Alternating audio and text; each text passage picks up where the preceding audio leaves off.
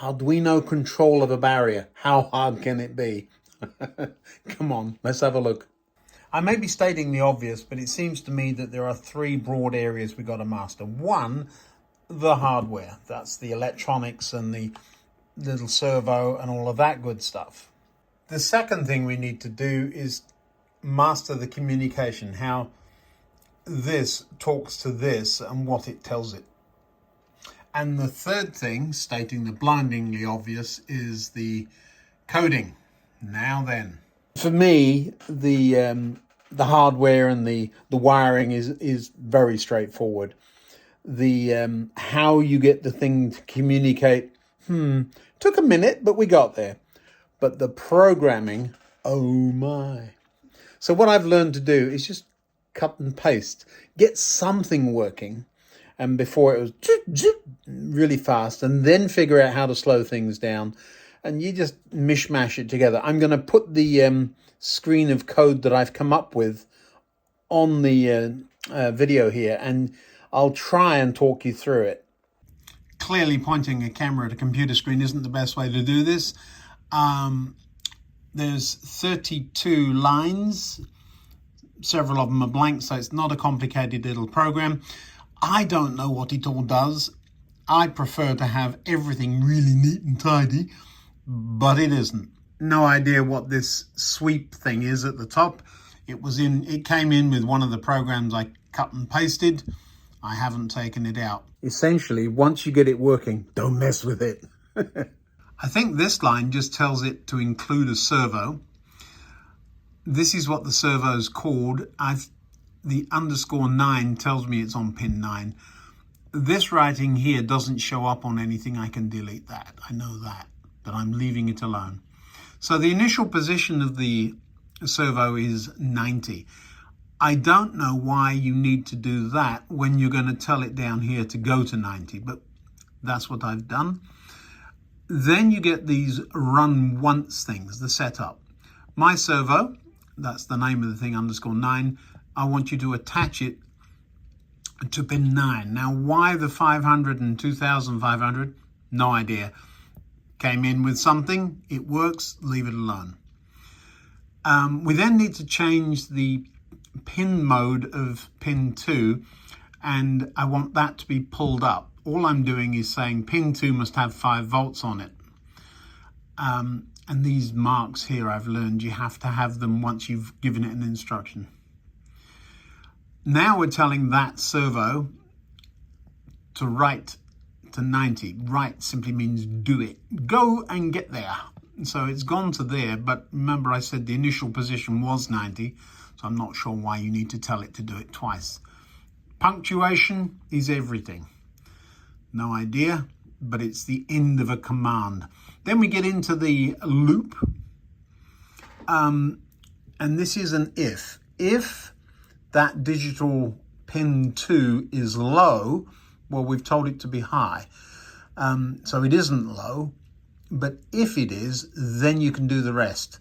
So how would it go low? Well, that's when you short it to ground, push a button that's connected to ground, or as I'll show you in a minute, join 2 wires together, one of which goes to ground.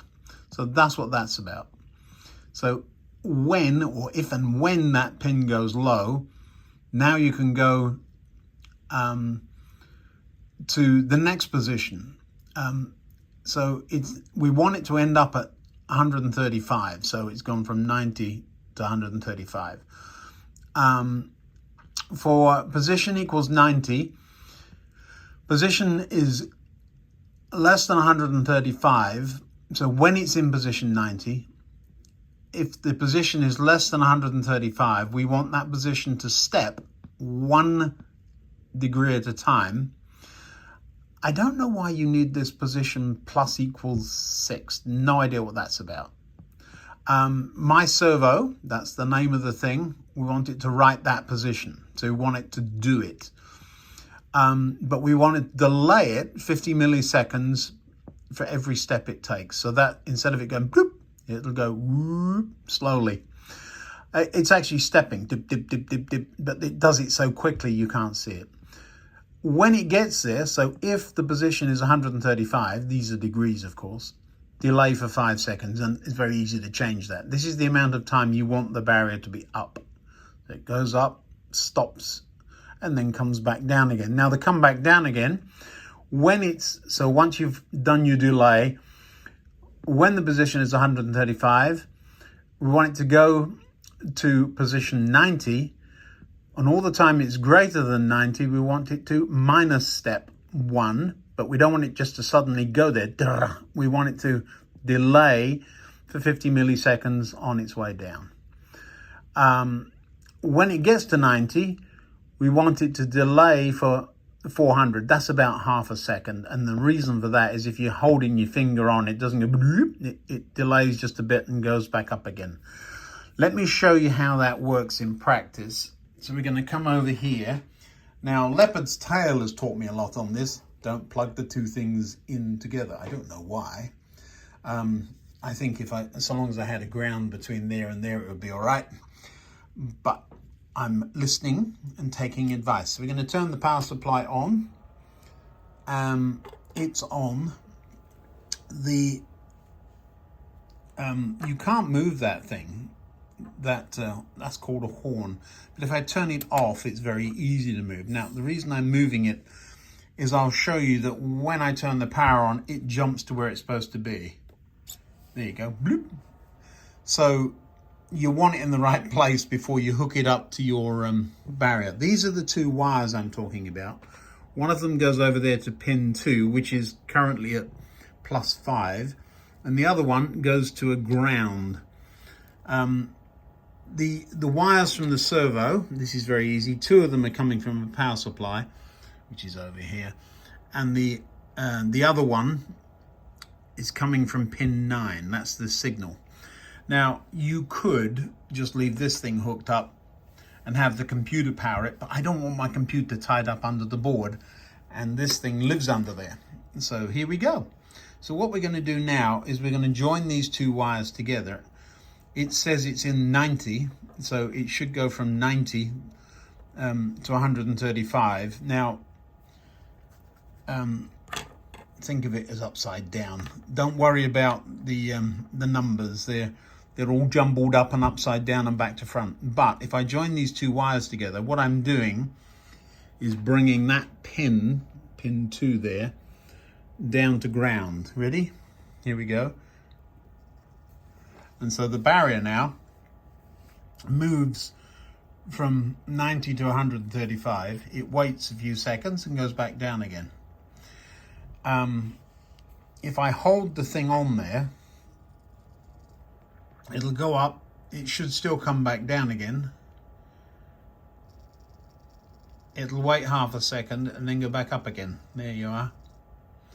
Now it'll wait the long, so if you just keep your finger on it, it'll go down straight back up again, but there is a little pause at the bottom. But if I disconnect them, it'll go up once, wait, and come back down again. There we go. So we've got a solenoid working. Now, of course, you don't need all of this to make that work. That is a very complicated way of making a little barrier go up and down. It's a first step in programming and a first project for me. We got it working before and it was going zip, zip, remember? Now I've slowed it down. And now all I've got to do is attach it to the board. What were the key elements of success here? First, thank you all for your help. Stretching this project out over several videos really helps me. The reason it helps, it gives you time to interact with me, and getting that timing right is crucial.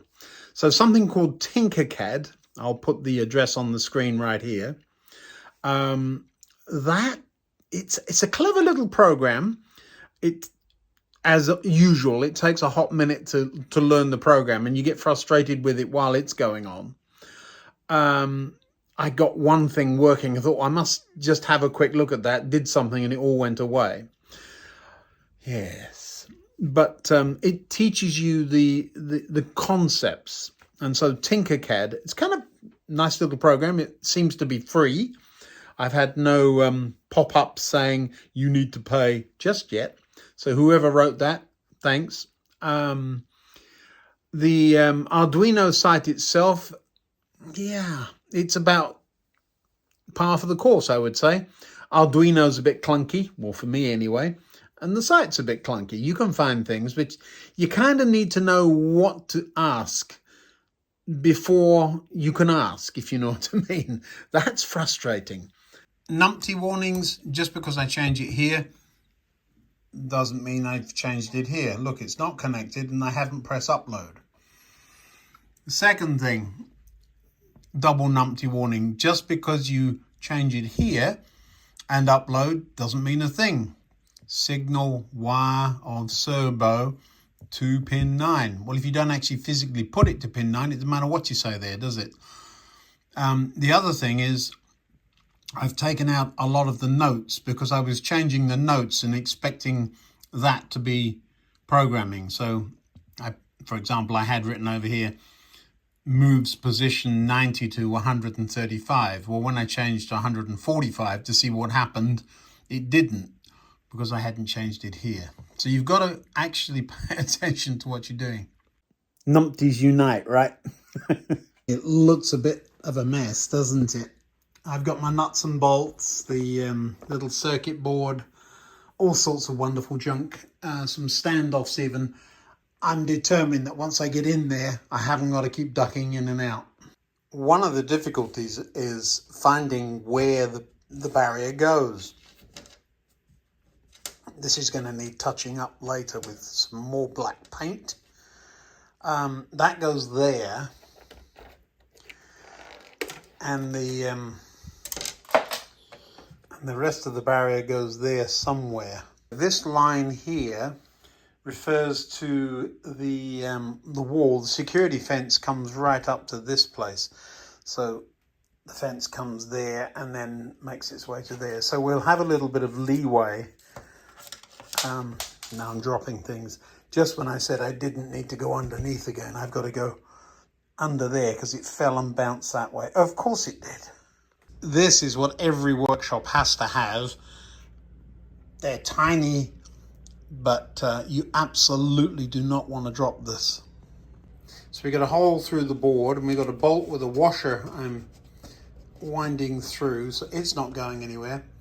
And then we'll hold this with pliers while I tighten the underside up with the Allen wrench. America, Allen wrench. England, Allen key. There are some strange differences. On this side, I've got a bit of threaded bar that I've cut off, and we'll run that through the hole. I've also got to have another hole for the cables.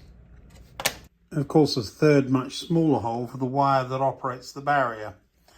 We'll get to that in a minute. This is too low. But it won't matter because it will be held fairly rigidly in place. I would prefer it went there though. So we need to raise that a little bit. Or not. I think or not. But we'll have a look see. I can put a nut under it.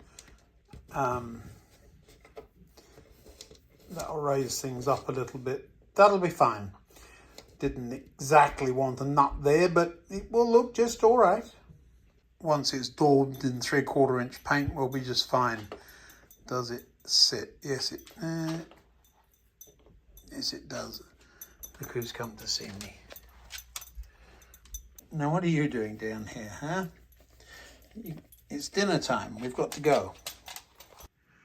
Well, there it is in place. The wires look a bit fat, but that's all right.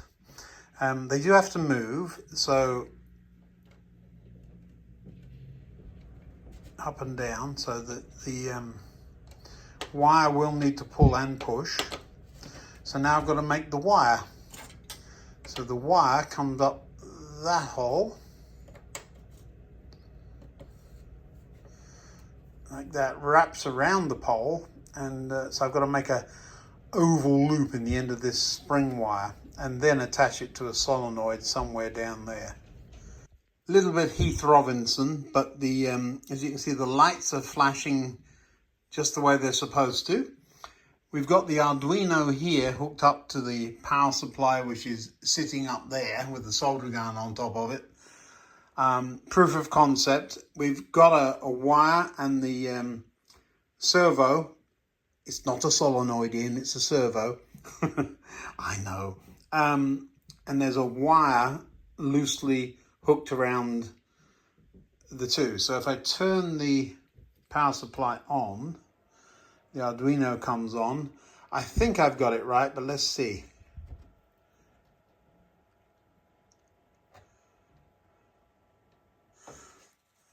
Something's not right. Oh, I see.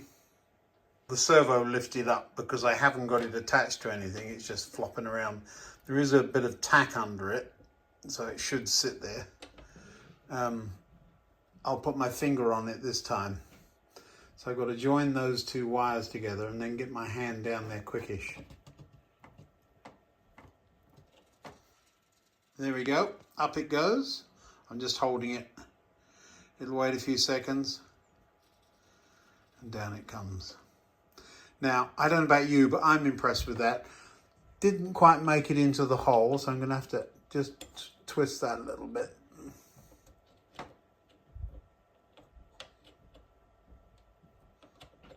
I think it'll be all right this time. So now I've got to find a way of holding that in place and tidying up all the wiring. But one more time. Up it goes.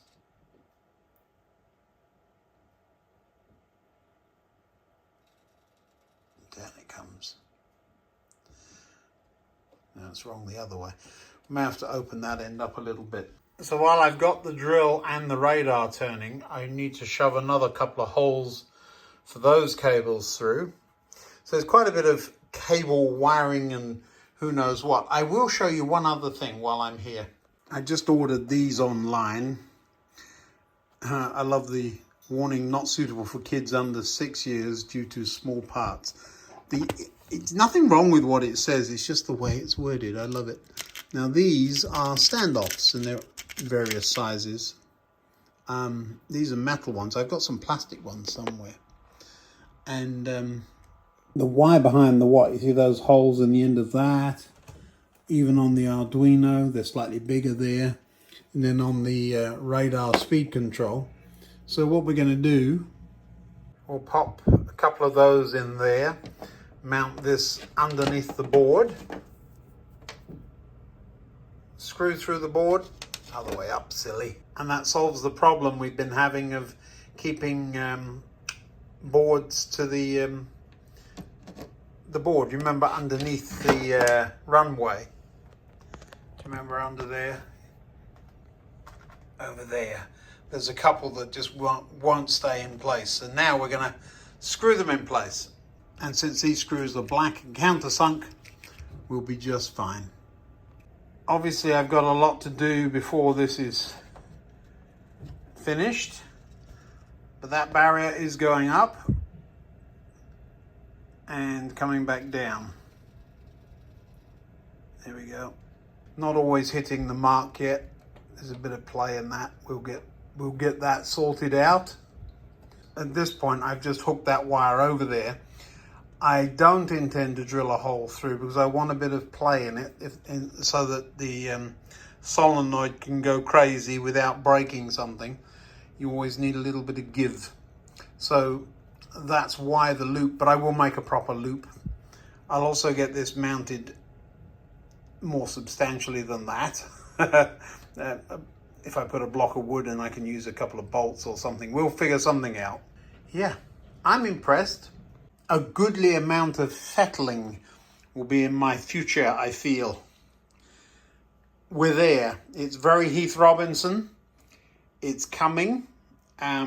One interesting thing is, of course, because that's now completely independent of the computer, I could just load a very similar program onto another one and run signals somewhere else on the board. One thing I have learned, you don't have to have this angle absolutely right because the wire might not be right, and by moving the wire along the holes, even those few, or starting at a different place, the amount of pull that you get. So if you start at a different angle, it moves from there to there, for example. it still pulls down, but it doesn't pull down as much. So there's plenty of adjustment without going back into coding again. Since it is only one servo, I did try hooking the servo up to the 5 volts and who knows what there. It didn't like it. It started doing all kinds of crazy. I don't know why. So instead of, I was running it on, what do you call it? One of those. But I will hook it up to the 5 volt bus, which will run under there from there. Yes. Get in there. So whatever causes the trigger to happen, barrier goes up and then goes back down again. I've got to secure that. All driven by this thing. Once I've got a barrier working, you just move that to signals. So that'll be the next thing. As you can see, I'm happy. It's working. Plenty to do, but 11:05. I've got to get up in the morning. Good gracious, is it that the time? Okay, I'll see you next time. Bye-bye now, and thanks for watching.